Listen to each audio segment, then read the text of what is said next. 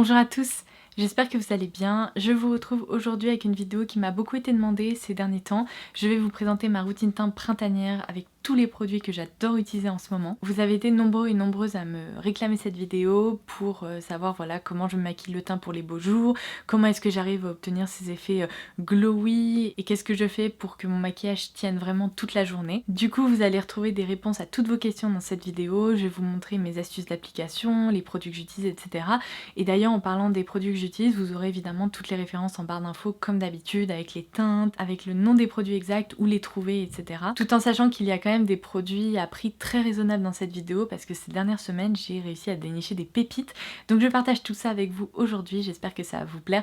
Bon visionnage. Alors pour le moment sur le visage je n'ai que ma crème hydratante de Purito dont je vous ai déjà parlé, je l'ai bientôt terminée d'ailleurs, je l'adore. Et la première étape que je réalise avant de commencer ma routine teint, c'est appliquer du baume à lèvres, comme ça permet de préparer mes lèvres quand j'arrive à la fin de mon make-up et que je dois appliquer du rouge à lèvres, elles sont toutes douces, bien hydratées, etc. Donc j'utilise toujours le Lip Sleeping Mask de La Neige que j'adore, que j'ai dans plusieurs parfums.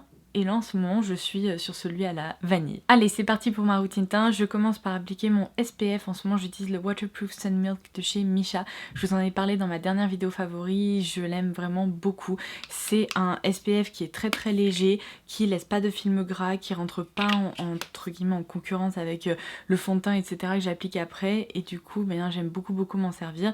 Et pendant le printemps-été, l'étape du SPF c'est vraiment indispensable. Je fais partie de celles qui appliquent du SPF toute l'année, même en plein hiver, parce que vous savez quoi, les rayons du soleil sont là même en plein hiver, mais franchement pendant le printemps-été c'est un indispensable. Essayez d'intégrer ça à votre routine teint et comme ça votre peau vous en remerciera plus tard. J'hésite pas à en réappliquer si j'ai l'impression de ne pas en avoir suffisamment appliqué.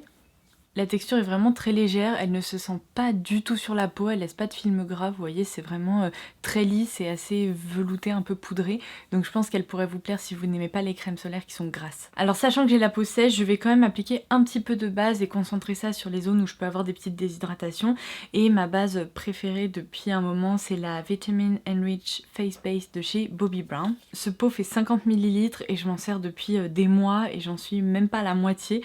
Donc il est plutôt assez économique. Donc moi je concentre ma base ici au niveau des ailes du nez parce que c'est là où je peux avoir, comme je vous le disais, des petites peaux mortes, des petits signes de déshydratation, etc. J'en applique également sur le front ici au niveau du centre du visage.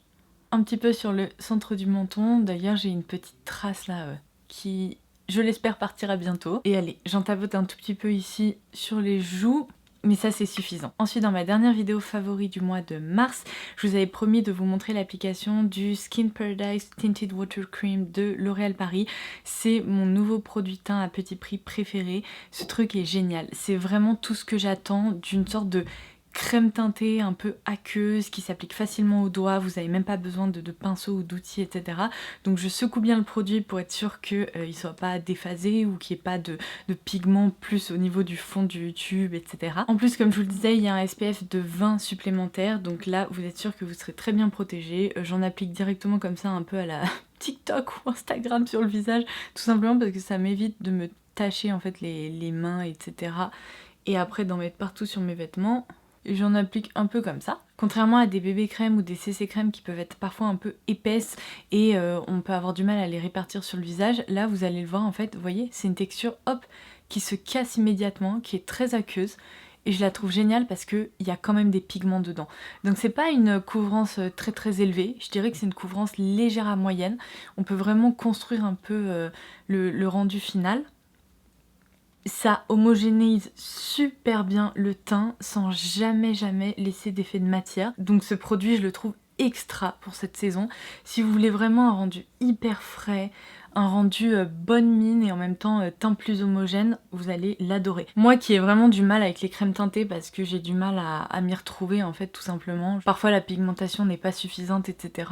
Mes rougeurs ressortent trop.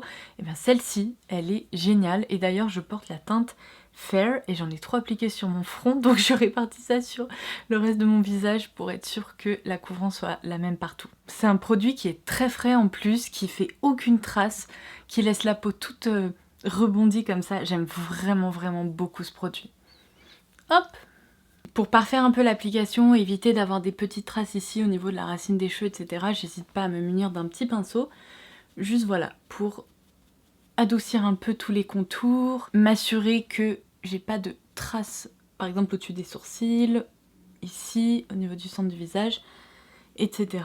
Mais de façon générale, comme je vous le disais, l'application globale, je la fais vraiment au doigt. En fait, c'est fou parce qu'avec ce produit, vous avez juste l'impression d'avoir appliqué une crème hydratante qui reste très très confortable, qui donne à la peau un joli fini un peu glowy, mais qui n'est pas très très collant en fait, qui se fait très facilement oublier. Donc vous comprenez pourquoi je ne m'en passe plus, je l'adore et c'est un produit qui est complètement validé de mon côté. Alors ensuite, j'applique toujours de l'anti-cerne pour homogénéiser la zone du contour des yeux. Si j'ai des petites rougeurs, vous voyez, un peu supplémentaires, j'en applique également. Donc j'utilise toujours le Born to Glow de chez NYX et non, je n'ai pas changé, c'est toujours mon anti-cerne préféré depuis un long moment maintenant.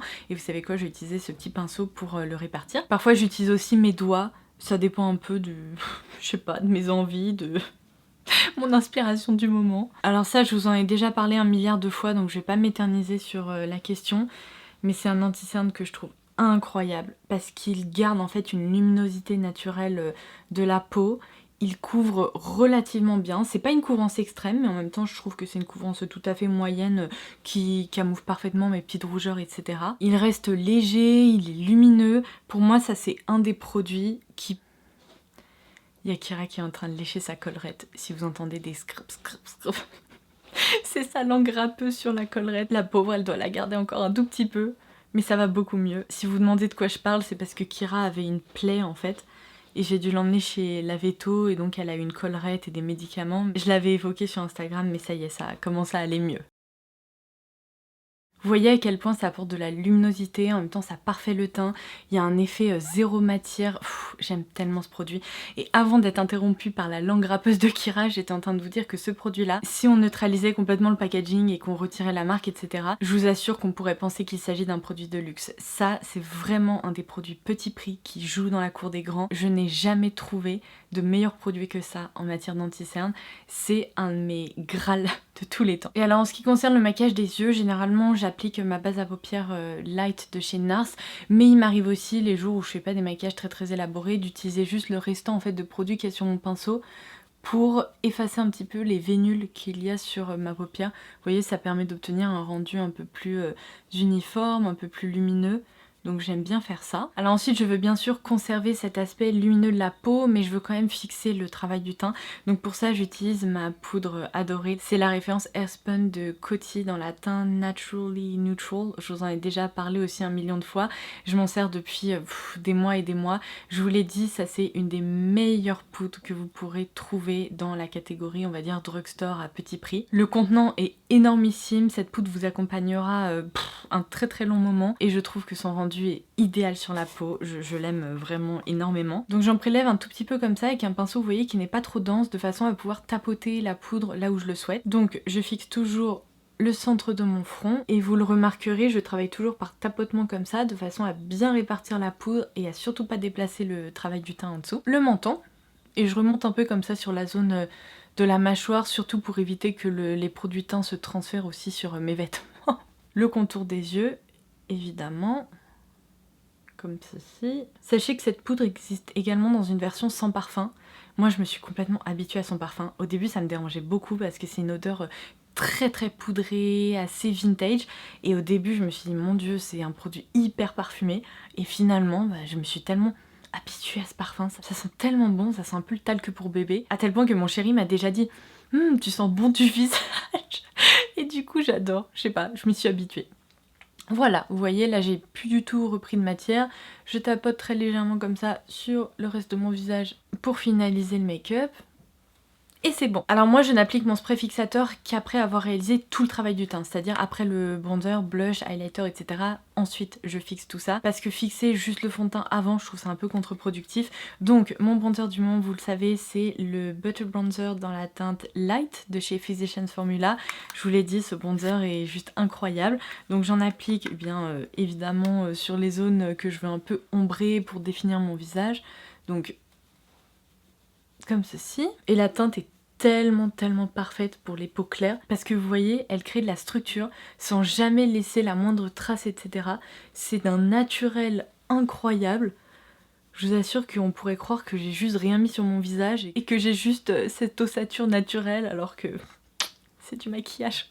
Mais bon, que voulez-vous? Le maquillage est là pour nous aider aussi. Sachez qu'il existe également d'autres teintes. Si vous ne connaissez pas encore ce produit, ne faites pas comme moi, ne restez pas dans une grotte parce que vous passez à côté d'un produit incroyable qui pareil est proposé à un prix très raisonnable. Ensuite, je passe à l'étape du blush. Je me munis bien évidemment de mon pinceau patte de chien. Vous avez été tellement nombreuses à le commander après que je vous l'ai recommandé et à chaque fois je ne reçois que des retours sensationnels. Ce pinceau est magique. Vraiment magique. Si vous voulez répartir de la matière sans jamais laisser de traces, créer un effet un peu aquarelle sur le visage, ça c'est parfait. Et je vous l'ai déjà beaucoup dit dans mes dernières vidéos, en ce moment je suis très axée blush crème. Je dirais que mes deux pépites du moment ce sont ces deux références-ci. Donc soit le Watercolor Liquid Shea Color de la marque Daniel Sandler dans la teinte Rose Glow qui donne un très joli éclat naturel à la peau, soit le fard à joues Jelly de chez Rimmel dans la teinte Melon Madness. Aujourd'hui, qu'est-ce que je vais faire? Je crois que je vais appliquer celui-ci parce que là, cette petite couleur un peu rose naturelle, elle me donne trop envie. Donc la règle d'or avec ce produit, c'est qu'il faut bien le secouer. Et ce qui est génial aussi, c'est qu'il résiste complètement à tout, à la transpiration, au port du masque, etc. Donc en ce moment, il est idéal. J'en applique vraiment, mais genre 3 mini gouttes comme ça sur le dos de ma main. Au pire, je préfère aller rechercher de la matière plutôt que de trop en appliquer. Et en fait, ce que je fais, c'est que j'imbibe mon pinceau comme ça de matière et je vais vraiment retirer un peu l'excédent sur le côté de ma main pour éviter que du coup j'ai de l'excédent sur la joue. Et j'y vais tout doucement comme ça, en tapotant. Ça me permet, vous voyez, de construire la matière sans jamais laisser de traces. Et c'est ce que j'aime en fait, surtout dans les routines teint printanières, estivales. Je veux que tout soit parfaitement mélangé, qu'il n'y ait pas de traces, qu'on voit pas une grosse traînée de blush ici, etc. Bon, là en l'occurrence, j'en ai pas mis assez, donc je vais en reprélever un petit peu. J'aimerais bien que Kira n'aille pas sous le lit parce qu'après je vais devoir la sortir de là pour aller chez la veto. Vous voyez ça? Ces reflets lumineux comme ça mais très naturels qui donnent juste un aspect de peau très fraîche. Oh, j'adore. Et alors le petit restant qui est sur ma main comme ça, je le prends avec mon pinceau et je vais juste le tapoter ici parce que je fais partie de celles qui aiment bien avoir un petit effet blush sur le nez. Je trouve que ça permet de créer un rendu encore plus homogène, c'est hyper mignon, ça donne un petit côté léger coup de soleil à cet endroit-là. Et je trouve ça chouette. Cette routine teint touche à sa fin, je vais bien évidemment appliquer de l'highlighter, vous le savez en ce moment je ne jure que par ça, donc je vous montre un peu tous mes favoris du moment en action. C'est le Blush Lighter Hello Halo de chez Wet n Wild. D'ailleurs je vous l'ai pas dit, c'est la teinte Highlight Bling. Donc moi je commence par appliquer cette partie-là en tant qu'highlighter. Et là j'y vais vraiment comme ça, vous voyez, avec un petit pinceau assez précis, petit mouvement circulaire pour bien répartir la matière, être sûr encore une fois que j'ai pas de traînée. J'en applique toujours un peu ici, au niveau du haut du sourcil et des tempes, parce que je trouve ça très joli, très lumineux également. Et j'hésite pas à utiliser mon doigt comme ça pour lisser un peu le tout. Un petit peu ici, un petit peu ici. Vous allez croire que je mets de l'highlighter partout sur mon visage, mais non, je vous promets que c'est pas le cas. Et enfin, ici. Et là c'est souvent le moment où j'ai de l'highlighter qui se transfère dans mon baume à lèvres et puis j'ai les lèvres toutes lumineuses. On pourrait croire que j'ai mis un rouge à lèvres métallique mais ce n'est pas du tout le cas. Donc voilà pour l'highlighter. Et alors les jours où je veux vraiment un teint encore plus glowy, je réalise une étape supplémentaire qui n'est pas obligatoire, mais j'utilise en fait le blush topper. Alors là j'ai déjà un blush lumineux donc sincèrement c'est pas très utile. Je me sers plutôt de ce blush topper les jours où j'utilise des blushs mat ou des blushs en poudre. J'en prélève un tout petit peu, je tapote comme ça ici au niveau des pommettes et ça donne, vous voyez, ce glow que j'ai déjà, et bien ça permet de l'apporter grâce à ce produit. Je me regarde rapidement dans le miroir pour vérifier que tout me convienne, qu'il n'y ait pas de traces encore une fois, qu'il n'y ait pas de petits foirages. Et une fois que je me suis assurée que tout est ok, j'utilise, comme je vous le disais, un spray fixateur. J'utilise toujours le Professional Super Setter de Benefit. J'adore ce produit. Je pense que vous pouvez l'entendre, il m'en reste potentiellement que la moitié. Je n'arrête pas de m'en servir. Ce truc est incroyable. Je trouve qu'il permet vraiment de flouter le teint, de donner un aspect complètement peau de pêche. Il améliore vraiment la tenue de vos produits teints. Je trouve que le teint reste plus frais en fin de journée quand j'utilise ce produit. Donc pour moi c'est un vrai indispensable. Donc hop, je le spray.